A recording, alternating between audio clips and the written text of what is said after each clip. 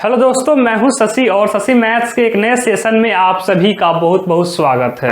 तो सबसे पहले आप मुझे ये बता दीजिए कि क्या मेरा आवाज़ आप लोगों के पास क्लियर आ रहा है या फिर नहीं आ रहा है।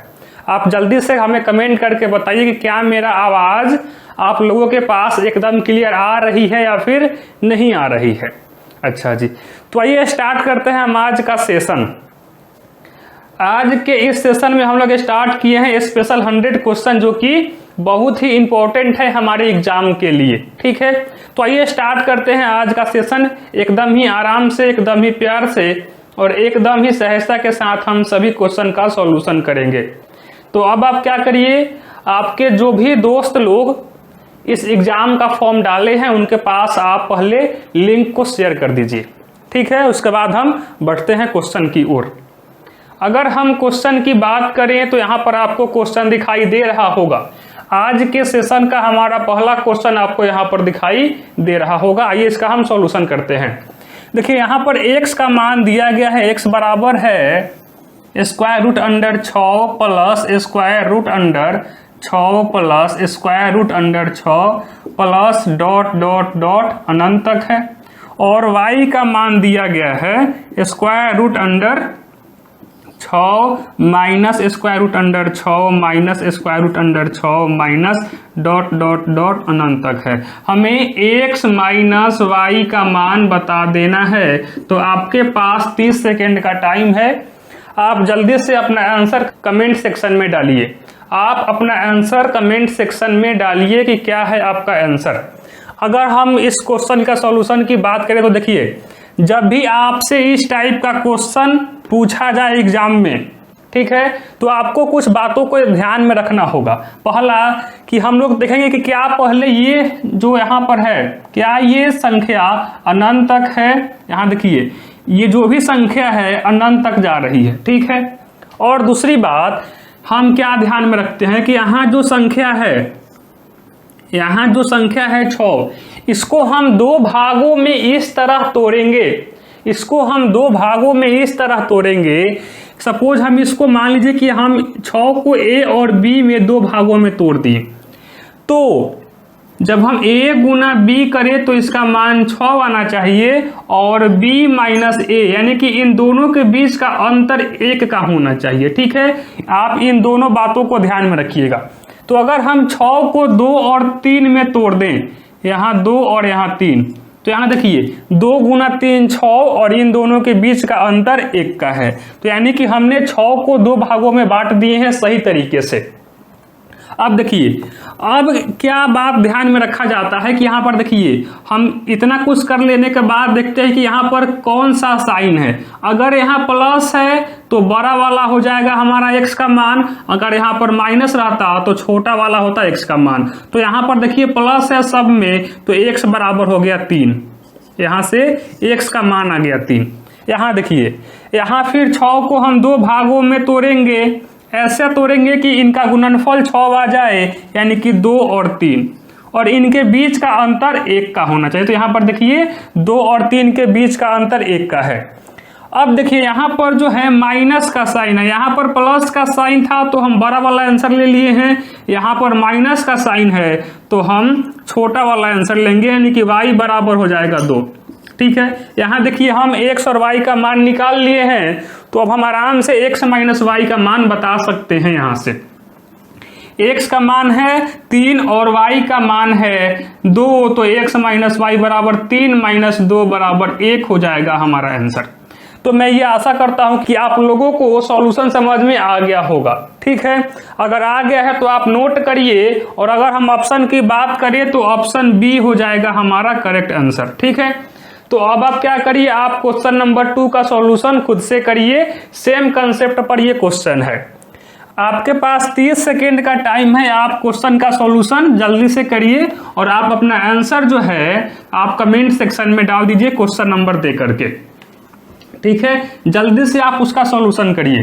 अगर हम क्वेश्चन की बात करें तो यहाँ पर दिया गया है कि x का मान यहाँ पर देखिए दिया गया है square root under 7 plus square root under 7 plus square root under 7 plus dot dot dot अनंत तक है। और यहाँ पर y का मान है square root under 7 minus square root under 7 minus square root under 7 minus dot dot dot अनंत तक है। तो हमें यहाँ पर फिर x माइनस वाई का मान बता देना है, ठीक है। तो यहाँ देखिए जो पहला क्वेश्चन था यानी क्वेश्चन नंबर 1 था वहां पर 6 था, तो हम इसको आराम से 2 और 3 में तोड़ दिए हैं।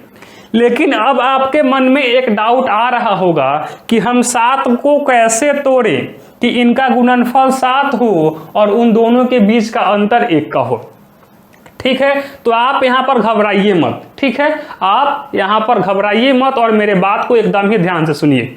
देखिए हम जब यहाँ पर 6 को 2 भागों में तोड़े हैं तो देखिए यहाँ जो संख्या है इससे 1 अधिक है ये, ठीक है। यहाँ जो संख्या है इसी संख्या में 1 जोड़ करके ये वाला संख्या है, यानी कि इसको हम ऐसे भी लिख सकते हैं 2 + 1, ठीक है। आप मेरे बात को एकदम समझ रहे हो? अच्छा जी। तो 7 तो कहीं ना कहीं टूटेगा ही, दशमलव में ही टूटे, लेकिन कहीं ना कहीं 2 भागों में टूटेगा ही। और ऐसे टूटेगा कि उन दोनों का गुणनफल 7 हो और उन दोनों के बीच का अंतर 1 हो। तो हम यहां से मान लिए कि 7 जो है a में टूट रहा है, ठीक है। तो जब ये a है तो यहां वाला क्या होगा? a + a 1 होगा। जब ये a होगा तो यहाँ वाला a + 1 होगा, क्योंकि यहाँ देखिए जब ये 2 था तो यहाँ वाला 2 + 1 हो गया है। ठीक ऐसे ही यहाँ वाला जब a है तो इसका बाद वाला क्या होगा? a + 1 होगा। तो यानी कि यहाँ देखिए हमने 7 को 2 भागों में तोड़ दिए हैं। अब देखिए यहाँ पर प्लस है तो बड़ा वाला होगा हमारा आंसर, यानी कि x बराबर क्या हो गई? a + 1 हो गई, ठीक है। यहाँ से हम x का मान निकाल लिए। ठीक ऐसे ही यहाँ से हम जब इसको तोड़ेंगे तो ये भी a और ये a + 1 होगा, ठीक है। आप मेरे बात को समझ रहे हैं? यहाँ देखिए माइनस साइन है तो छोटा वाला होगा, यानी कि y का मान आ गया a, y का मान आ गया a। यहाँ पर x का मान है, यहाँ पर y का मान है, तो हमें x - y का मान पूछा जा रहा है क्वेश्चन में। तो यहाँ से हम क्या लिख सकते हैं? यहाँ से हम लिख सकते हैं कि x - y मेरे भैया क्या हो जाएगा? यहाँ से a + 1 - a, ठीक है। ये x का मान है और ये y का मान है।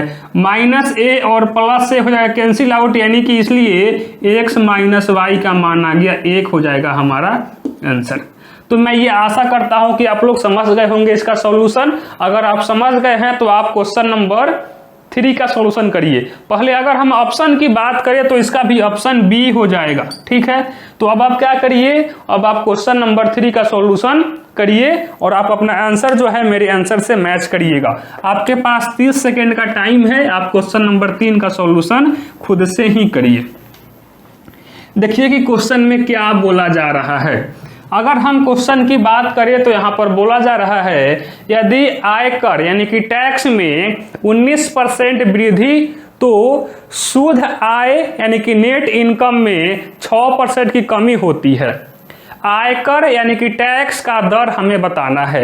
यहाँ पर बात समझिए, यहाँ पर टैक्स में जो है टैक्स में 19% की वृद्धि हो रही है, ठीक है। और जो हमारा नेट इनकम है, हमारा जो नेट इनकम है इसमें 6% की कमी हो रही है। तो हमें क्या बताना है? हमें टैक्स रेट बता देना है। टैक्स रेट कितना होगा? यहां पर बात समझिए। आप पहले क्वेश्चन को कुछ इस तरह से समझिए कि मान लीजिए आपका जो है टोटल इनकम है 100 रुपए, ठीक है। आपका टोटल इनकम है 100 रुपए और आप अपने टोटल इनकम में से 20 रुपए सपोज करिए कि आप टैक्स दे रहे हैं, तो आपके पास नेट इनकम कितना हुआ?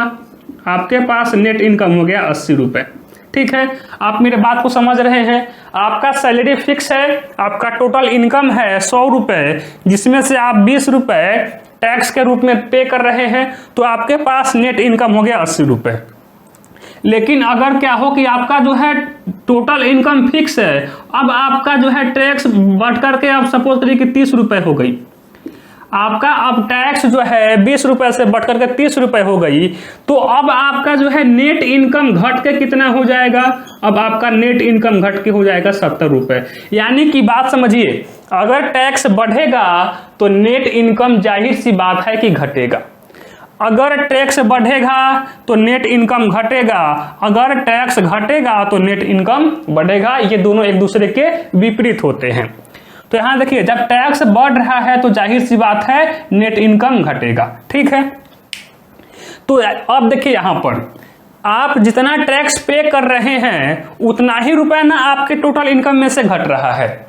आप जितना रुपए टैक्स पे कर रहे हैं उतना ही रुपए आपके टोटल इनकम में से घट रही है। तो यानी कि यहां से हम क्या बोल सकते हैं कि ये जो टैक्स 19% बढ़ रहा है, यानी कि टैक्स 19/100, और ये जो आपका नेट इनकम है, ये जो आपका नेट इनकम है 6% घट रही है, यानी कि 6/100, ये दोनों क्या होंगी, बराबर होंगी। आप जितना टैक्स पे कर रहे हैं उतना ही रुपए ना आपके टोटल इनकम में से घट रही है, तो ये दोनों तो बराबर होंगे, ठीक है। तो यहां से अब ये क्या हो जाएगा, 100 और 100 हो जाएगा, कैंसिल आउट। यानी कि अगर हम बात करें टैक्स बटा नेट इनकम तो कितना हो जाएगा, 6/19, ठीक है। यहां देखिए, आपका जो है टैक्स है 6 और नेट इनकम है 19, ठीक है। तो अगर हम बात करें यहां से टोटल इनकम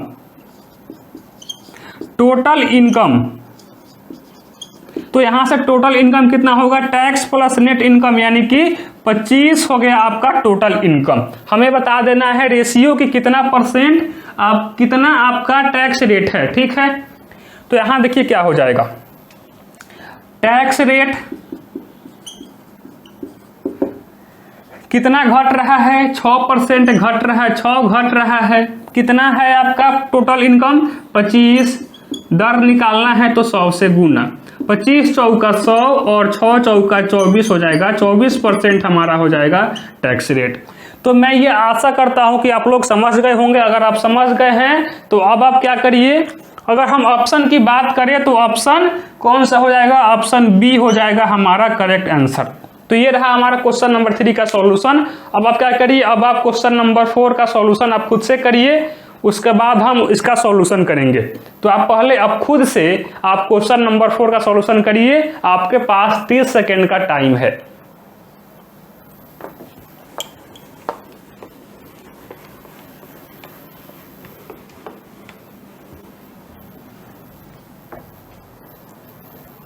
हाँ जी, तो अगर हम बात करें क्वेश्चन की तो यहाँ पर क्या बोला जा रहा है, एक परीक्षा में कमला 35% अंक लाती है और 56 अंक से फेल हो जाती है। उसी परीक्षा में बिमला 45 अंक लाती है और वह उत्तीर्णांक से 24 अंक ज्यादा लाती है। तो परीक्षा का पूर्णांक हमें बताना है कि परीक्षा का पूर्णांक कितना है। यहाँ पर समझिए क्या बोला जा रहा है कि कमला जो है 35% अंक लाती है, ठीक है, और 56 अंक से फेल हो जाती है। कमला जो है 35% अंक लाती है और 56 अंक से फेल हो जाती है। तो अगर हम बात करें कि कमला कब पास होगी, तो जब कितना अंक ला रही है और कितना अंक से फेल हो गई है, अगर हम इन दोनों को जोड़ देंगे तो हमारा पास मार्क्स आ जाएगा, ठीक है। और वहीं अगर हम बात करें अब विमला की, तो देखिए विमला जो है 45% अंक ला दे रही है, ठीक है, और जितना पास मार्क है उससे जो है 24 अंक ज्यादा ही ला दे रही है। तो अगर हम केवल बात करें पास मार्क की, ठीक है, कि पास कितना पर है। देखिए 45% अंक ला देने के बाद बिमला जो है कितना 24 अंक ज्यादा ला दे रही है पास मार्क्स से, तो हम अगर माइनस कर देंगे 24 अंक तो पास मार्क हो जाएगा। तो यहाँ देखिए ये भी पास मार्क है और ये भी पास मार्क्स है, ठीक है। तो ये दोनों बराबर हो गई है, ठीक है, ये दोनों पास मार्क है जब, तो ये दोनों बराबर होगा। तो यानी कि अगर हम बात करें यहाँ से 35%, ठीक है, और ये आएगा इधर तो हो जाएगा -45% बराबर -24 -56। देखिए तो यहाँ से अब ये क्या हो जाएगा, यहाँ से ये हो जाएगा -10% बराबर -6 4 10, 1 5 तो 7 और 1 8, माइनस माइनस होगा कैंसिल आउट, यानी कि 10% बराबर कितना आ गया 80। इसलिए यहाँ से अगर हम बात करें 1% की तो कितना हो जाएगा, 1% हो जाएगा 8, 1% होगा 8। और सुनिए परीक्षा का जो पूर्णांक होता है वह 100% का होता है। परीक्षा का जो पूर्णांक होता है मेरे भैया मेरे गुरुदेव, परीक्षा का जो पूर्णांक होता है वह 100% का होता है, ठीक है। तो यहाँ से देखिए 1% है 8 के बराबर, तो 100% कितना हो जाएगा। अगर हम बात करें 100% की तो यहाँ से 8 गुना 100 बराबर 800। तो ये हो गई 800 उस परीक्षा का पूर्णांक हो गया। उस परीक्षा का कितना पूर्णांक है, 800 उस परीक्षा का पूर्णांक है। तो ये हो गया हमारा आंसर। तो मैं ये आशा करता हूं कि आप लोग समझ गए होंगे, ठीक है। अगर आप समझ गए हैं तो अगर हम ऑप्शन की बात करें अगर, तो ऑप्शन बी हो जाएगा हमारा करेक्ट आंसर, ठीक है। तो अब आप क्या करिए, अब आप क्वेश्चन नंबर 5 का सॉल्यूशन करिए। आपके पास 30 सेकेंड का टाइम है, आप जितना जल्दी हो सके इसको अगर नोट करना चाहते हो तो आप इसको नोट करिए और उसके बाद आप क्वेश्चन नंबर 5 का सॉल्यूशन करिए। आप जल्दी से क्वेश्चन नंबर 5 का सॉल्यूशन कर दीजिए और आप अपना आंसर जो है कमेंट सेक्शन में जल्दी आप डाल दीजिए। तो अगर अब हम बात करें अगर क्वेश्चन नंबर 5 की, तो यहाँ पर बोला जा रहा है सरकार ने चीनी की कीमत में 20% की कमी की है, लेकिन इससे कोई उपभोक्ता 5 किलो अधिक चीनी 400 रुपये में खरीद सकता है। प्रति किलो चीनी की कमी कीमत है। हमें अब क्या हो रहा है यहाँ पर कि अब चीनी का जो दाम घटा हुआ है, घटने के बाद कितने किलो रुपए चीनी है उसका हमें दाम बता देना है, ठीक है। तो यहाँ पर समझिए सरकार ने जो है 20% चीनी की दाम में कमी की है, ठीक है। तो कोई एक उपभोक्ता है जो कि 400 रुपये में 5 किलो अधिक चीनी खरीद पा रहा है। अच्छा, तो हम यहाँ से ये मान सकते हैं कि मान लीजिए कि आपके घर वाले ने आपको पैसा दे करके बोला कि आप जाकर के चीनी खरीद करके लेके आओ, तो आप मान लीजिए कि पहले से 400 रुपये में आप 1 किलो चीनी खरीद रहे थे, ठीक है। आप पहले से 400 रुपये में 1 किलो चीनी खरीद रहे थे, लेकिन जब आप मार्केट गए तो आपको पता चला अब कि जो पहले से रेट था उसमें 20% की कमी हुई है। तो अब जाहिर सी बात है कि आप 1 किलो चीनी ही अब आप 400 रुपये से कम रुपए में आप खरीद पाएंगे। तो यहाँ पर 400 रुपये में आप पहले 1 किलो चीनी खरीदते थे, ठीक है। अब दाम घट गई है 20%, यानी कि 400 का 20% अब दाम यहाँ पर घट गई है। तो अब आप इतने रुपए में आप 1 किलो ही चीनी खरीद पाएंगे। जितना चीनी आप पहले खरीद करके घर पर ले जा रहे थे उतना ही चीनी अब आप इतने रुपए में खरीद पाओगे। तो यानी कि यहाँ से क्या हो जाएगा, 20 पचे 100 और 8 पचे 40 यानी कि 80, यानी कि 400 माइनस 80 बराबर 1 केजी चीनी का दाम, यानी कि 320 रुपए में आप 1 केजी चीनी खरीद पाओगे। 20% दाम की कमी होने के बाद अब आप 320 रुपए में ही 1 केजी चीनी आप खरीद पाओगे। तो अब आप क्या कर सकते हो, यहाँ से अब आराम से आप जो है 80 रुपए, आपके पास अब 80 रुपए बच गया, तो अब आप आराम से उस 80 रुपए को अपने पॉकेट में रख सकते थे। लेकिन आप तो ईमानदार हो, आप क्या किए कि उस बचे हुए 80 रुपए में आप बचे हुए उस 80 रुपए में 5 केजी चीनी और अधिक खरीद लिए। ठीक है, तो यहां से अगर हम बात करें अब कि 1 केजी चीनी का मूल्य कितना हो जाएगा, तो यहां से 1 केजी चीनी का मूल्य हो जाएगा 80/5 यानी कि 16 रुपए। तो यहां देखिए, जब चीनी का मूल्य कम हुआ है तभी ना आपके पास 80 रुपए बचा है। आप 80 रुपए में 5 केजी चीनी अधिक खरीद पा रहे हैं। ये कब मुमकिन है? जब कीमत कम हुई है। तो यानी कि अब कीमत, चीनी की कीमत कम होने के बाद अब कितने रुपए हो गई है? 16 रुपए प्रति केजी चीनी हो गई है। तो ये रहा हमारा चीनी का मूल्य कम होने पर, यानी कि 16 रुपए हो जाएगा हमारा आंसर। अगर हम ऑप्शन की बात करें तो ऑप्शन बी हो जाएगा हमारा करेक्ट आंसर। तो मैं ये आशा करता हूं कि आप लोग समझ गए होंगे। अगर आप सॉल्यूशन समझ गए हैं तो अब आप क्या करिए, अब आप क्वेश्चन नंबर 6 का सॉल्यूशन खुद से करिए। आप क्वेश्चन नंबर 6 का सॉल्यूशन खुद से करिए और आप अपने आंसर को कमेंट सेक्शन में डाल दीजिए कि आपका आंसर क्वेश्चन नंबर 6 का कौन सा आंसर आपका सही आंसर आया है। ठीक है, तो आप जल्दी से करिए क्वेश्चन नंबर 6 का सॉल्यूशन।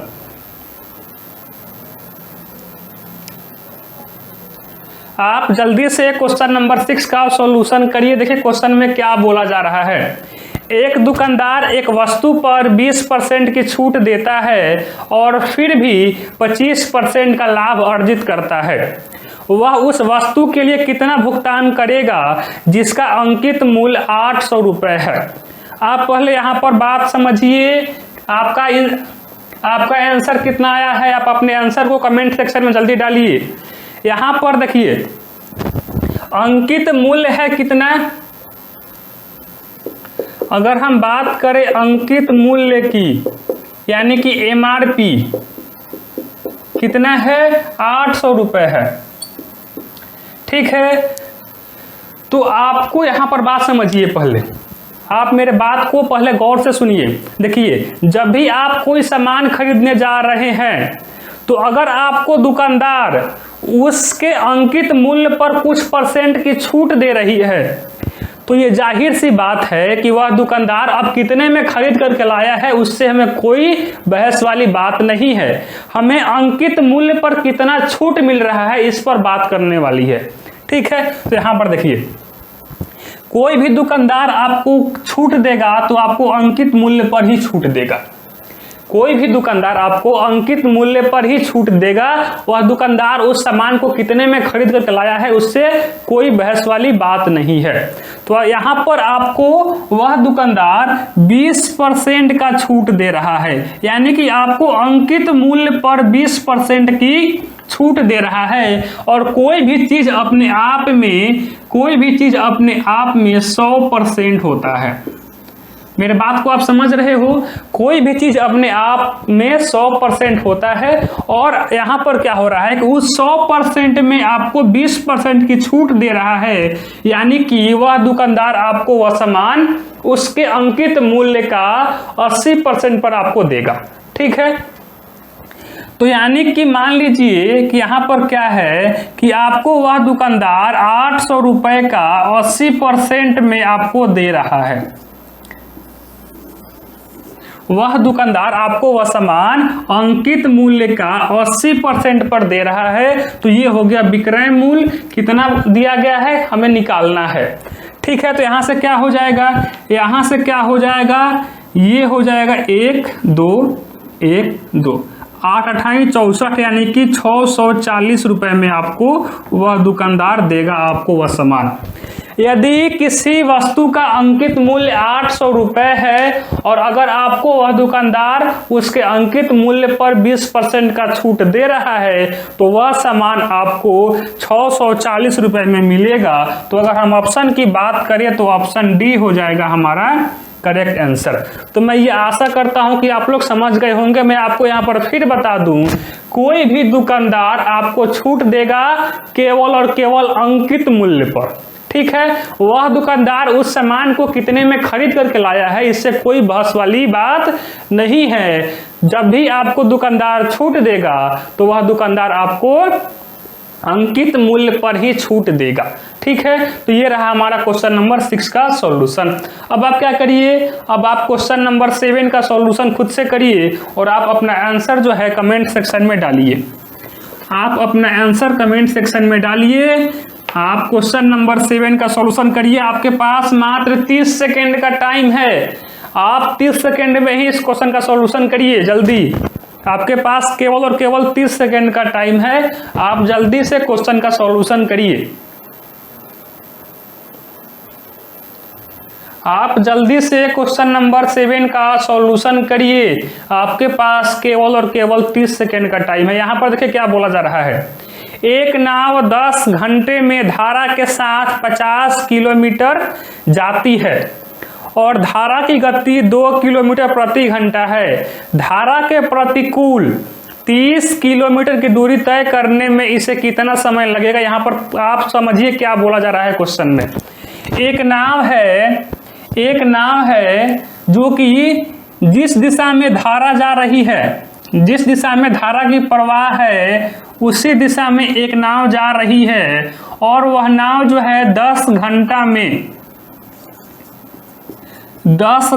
में 50 किलोमीटर दूरी जा रही है, 50 किलोमीटर तक जा रही है। और सुनिए, तो यहां से अगर हम बात करें कि धारा के साथ नाव का चाल की, अगर हम बात करें धारा के साथ नाव की चाल, तो यहां से चाल बराबर क्या हो जाएगा, चाल बराबर दूरी बटा समय, यानी कि दूरी बटा समय 5 किलोमीटर प्रति घंटा आ गई। यानी कि उस नाव को जो है धारा के साथ अगर प्रवाह करेगी तो वह 5 किलोमीटर प्रति घंटा की स्पीड से जा रही है। और देखिए क्वेश्चन में दिया गया है कि केवल धारा का चाल जो है, धारा की चाल कितना है, 2 किलोमीटर प्रति घंटा। तो हमें बता देना है कि अब नाव जो है धारा के प्रतिकूल यानी कि धारा के विपरीत दिशा में 30 किलोमीटर की दूरी कितने समय में तय करेगी। तो यहाँ देखिए ये जो चाल है ये नाव और धारा की दोनों को मिलाकर यहाँ पर चाल आया है और अकेले यहाँ पर धारा की चाल है ये। तो अगर हम बात करें केवल नाव की चाल तो कितना हो जाएगा, 5 - 2 यानी कि 3 किलोमीटर प्रति घंटा। यहाँ से नाव की चाल आ गई 3 किलोमीटर प्रति घंटा। तो हमें बता देना है कि 30 किलोमीटर, अब दूरी जो है 30 किलोमीटर है, समय कितना लगेगा। तो यहाँ से क्या हो जाएगा, समय बराबर दूरी बट्टा में चाल, यानी कि समय कितना लगेगा, 10 घंटा लगेगा। अगर वह नाव धारा के विपरीत दिशा में 30 किलोमीटर जाएगा, अगर स्पीड कितना होगा उसका, 3 किलोमीटर प्रति घंटा की स्पीड से अगर वह नाव धारा के विपरीत दिशा में जाएगा 30 किलोमीटर, तो उसको समय लगेगा 10 घंटा। तो ये रहा हमारा क्वेश्चन नंबर 7 का सॉल्यूशन। मैं ये आशा करता हूं कि आपको समझ में आ गया होगा। अगर हम ऑप्शन की बात करें तो ऑप्शन बी हो जाएगा हमारा आंसर। तो मैं ये आशा करता हूं कि गुरुदेव आपको समझ में आ गया होगा इसका सॉल्यूशन। अगर आ गया है तो अब आप क्या करिए, अब आप क्वेश्चन नंबर 8 का सॉल्यूशन खुद से ही करिए और आप अपना आंसर जो है कमेंट सेक्शन में डाल दीजिए क्वेश्चन नंबर दे करके। आप अपना आंसर जो है कमेंट सेक्शन में डालिए। आपके पास केवल 30 सेकेंड का टाइम है इस क्वेश्चन का सॉल्यूशन करने के लिए। तो आप जल्दी से क्वेश्चन नंबर 8 का सॉल्यूशन करिए और आप अपना आंसर जो है कमेंट सेक्शन में डाल दीजिए। ठीक है अजी, तो अब मैं ये आशा करता हूं कि आप क्वेश्चन नंबर 8 का सॉल्यूशन कर लिए होंगे। यहाँ पर क्या बोला जा रहा है क्वेश्चन में, यदि एक द्विघात समीकरण के शून्यकों का योग 4 है और शून्यकों का गुणनफल -5 है तो द्विघात समीकरण क्या होगी। बात को समझिए आप। देखिए कभी कभी आपसे क्वेश्चन में बोला जाएगा कि द्विघात समीकरण के मूलों का योग और उनका गुणनफल, ठीक है, लेकिन और कभी कभी आपसे ये भी बोला जाएगा कि समीकरण द्विघात समीकरण के शून्यकों का योग और शून्यकों का गुणनफल दोनों बात एक ही हैं। मूल बोले या फिर शून्यक बोले, दोनों बात सेम है। यहाँ पर बोला जा रहा है कि द्विघात समीकरण के शून्यकों का योग 4 है। तो हम लोग जानते हैं कि द्विघात समीकरण का शून्यक या फिर मूल्य क्या होता है, अल्फा और बीटा होता है। इनका योग दिया गया है क्वेश्चन में 4 और इनका गुणनफल दिया गया है -5। देखिए द्विघात समीकरण क्या होता है, अगर हम इसके समीकरण की बात करें तो द्विघात समीकरण का समीकरण होता है, द्विघात समीकरण का समीकरण होता है x² minus alpha plus beta into x plus alpha into beta बराबर 0। तो यहाँ से अब आप क्या करिए, आप अल्फा इंटू बीटा और अल्फा प्लस बीटा का मान पुट करिए, यानी कि x² minus alpha plus beta का मान है 4, तो 4 into x plus alpha into beta का मान है -5 बराबर 0। यहाँ से क्या हो जाएगा, x² minus 4x plus minus -5 बराबर 0। ये हो गया हमारा द्विघात समीकरण, हमारा हो जाएगा आंसर। तो अगर हम बात करें ऑप्शन की, तो ऑप्शन मुझे लग रहा है x² माइनस 4x माइनस 5 बराबर 0, ऑप्शन बी हो जाएगा हमारा करेक्ट आंसर। ठीक है, तो मैं ये आशा करता हूं कि आप समझ गए होंगे द्विघात समीकरण के मूल या फिर उनके शून्यक दोनों बात बराबर होती है। तो अब आप क्या करिए, अब आप क्वेश्चन नंबर 9 का सॉल्यूशन करिए, बहुत ही अच्छा क्वेश्चन है ये भी, क्वेश्चन नंबर 9। ठीक है, तो आप जल्दी से क्वेश्चन नंबर 9 का सॉल्यूशन करके आप अपना आंसर कमेंट सेक्शन में डाल दीजिए। अगर हम बात करें क्वेश्चन नंबर 9 की, तो यहाँ पर क्या दिया गया है, square root under 10 plus square root under 25 plus square root under 108 plus square root under 154 plus square root under 225। हमें इसका मान बता देना है। आप जल्दी से आप इसका सॉल्यूशन करिए, आपके पास 30 सेकेंड का टाइम है, आप जल्दी से क्वेश्चन नंबर 9 का सॉल्यूशन करिए। देखिए यहाँ पर क्या होगा, जब भी आपको इस टाइप का अगर क्वेश्चन देखने को मिले तो आप क्या करिए, आप यहाँ से स्टार्ट करिए। यहाँ देखिए क्या है, यहाँ है 225, तो 225 का वर्गमूल हो जाता है 15। ठीक है, तो अब हम इस 15 को यहाँ पर जोड़ देंगे, यानी कि इस 15 को हम यहाँ पर जोड़ दिए, 5 4 9 5 1 6 169 का वर्गमूल हो जाता है 13। तो अब हम इस 13 को यहाँ पर जोड़ देंगे, तो 8 3 11 2 121 का वर्गमूल हो जाता है 11। तो हम इस 11 को यहाँ पर जोड़ देंगे, तो ये हो जाएगा 5 1 6 2 1 3 36, और 36 का वर्गमूल होता है 6। इस 6 को हम यहाँ पर जोड़ देंगे, तो ये हो जाएगा 16, और 16 का वर्गमूल हो जाता है, यानी कि स्क्वायर रूट अंडर 16, और स्क्वायर रूट अंडर 16 का मान हो जाएगा 4, हो जाएगा हमारा आंसर। ठीक है, तो मैं ये आशा करता हूं कि आप लोग समझ गए होंगे। अगर हम ऑप्शन की बात करें तो ऑप्शन सी हो जाएगा हमारा करेक्ट आंसर। तो अब आप क्या करिए, सेम कंसेप्ट पर क्वेश्चन नंबर 10 है, आप इसका सॉल्यूशन खुद से करिए। आप क्वेश्चन नंबर 10 का सॉल्यूशन खुद से करिए, आपके पास केवल और केवल 30 सेकेंड का टाइम है। आप 30 सेकेंड में आप क्वेश्चन नंबर 10 का सॉल्यूशन आप कर दीजिए। तो अगर हम बात करें यहाँ पर क्वेश्चन की, तो यहाँ पर है square root under 5 plus square root under 11 plus square root under कितना है 19 plus square root under 29 plus square root under 49। हमें इसका मान बता देना है। आप जल्दी से अपना आंसर कमेंट सेक्शन में डालिए, आप जल्दी से अपना आंसर जो है कमेंट सेक्शन में डालिए। तो अगर हम बात करें इसका सॉल्यूशन की, तो हम कहाँ से स्टार्ट करेंगे, हम स्टार्ट करेंगे यहाँ से। देखिए 49 का वर्गमूल हो जाएगा 7, तो हम इस 7 को यहाँ पर जोड़ देंगे, तो 29 7 36, 36 का वर्गमूल हो जाएगा 6। इस 6 को हम यहाँ पर जोड़ेंगे, तो 19 6 25, 25 का वर्गमूल होगा 5। इस 5 को हम यहाँ पर जोड़ेंगे, तो ये हो जाएगा 16, 16 का वर्गमूल 4। इस 4 को जब हम यहाँ पर जोड़ देंगे, ये हो जाएगा 9, और 9 का वर्गमूल होगा 3, हमारा हो जाएगा आंसर। तो अगर हम ऑप्शन की बात करें तो ऑप्शन बी हो जाएगा हमारा करेक्ट आंसर। तो मैं ये आशा करता हूं कि आप लोगों का आंसर 3 ही आया होगा। ठीक है, तो अब आप क्या करिए, अब आप क्वेश्चन नंबर 11 का सॉल्यूशन खुद से करिए। पहले आप क्या करिए, वीडियो को पॉज करिए, इसको नोट करिए और आप क्वेश्चन नंबर 11 का सॉल्यूशन खुद से ही करिए। आप क्वेश्चन नंबर 11 का सॉल्यूशन खुद से ही करिए। आप क्वेश्चन नंबर 11 का सॉल्यूशन जल्दी से करिए एकदम।